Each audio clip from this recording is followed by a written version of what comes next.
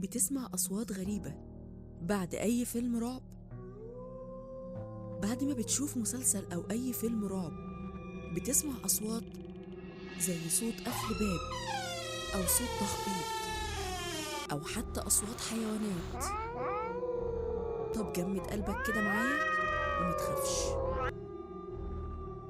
خليني أقولك إن الأصوات اللي بتسمعها دي ممكن تكون موجودة فعلا حواليك وبتحصل، بس العقل مش بيخليك تركز معاها أو حتى تقلق منها.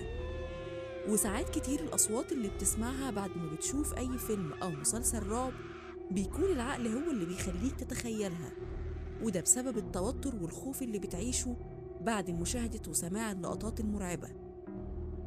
وده اللي قالته دراسات علم النفس اللي أجروها على سلوك الفرد بعد مشاهدة اللقطات المرعبة، وده بيكون نتيجة ارتفاع مستوى الأدرينالين في الجسم اللي قادر إنه يصيب الإنسان بالهلوسة، ومن خلالها بيبدأ الإنسان في تخيل أو تهيئ الأصوات اللي بتحصل حواليه.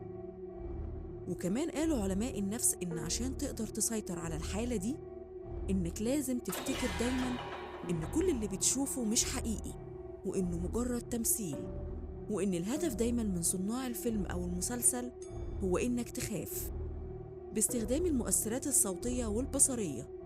وكمان أكدوا إن لازم بعد مشاهدة أفلام الرعب إنك تحاول تتفرج على لقطات أو أفلام كوميدية أو رومانسية، أو إنك تفكر في تخطيط اللي إنت هتعمله تاني يوم، وده بيحاول يشغل العقل عن الحاجات اللي إنت شفتها. وقالوا كمان إنك ما تحاولش تتفرج على لقطات أو أفلام رعب في الضلمة، وحاول دايما تتفرج في إضاءة مناسبة عشان تمنع العقل أو خيالك إنه يتخيل أي مشهد من اللي إنت بتشوفه.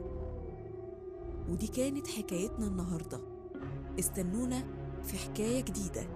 كان معاكم أسماء شرابي.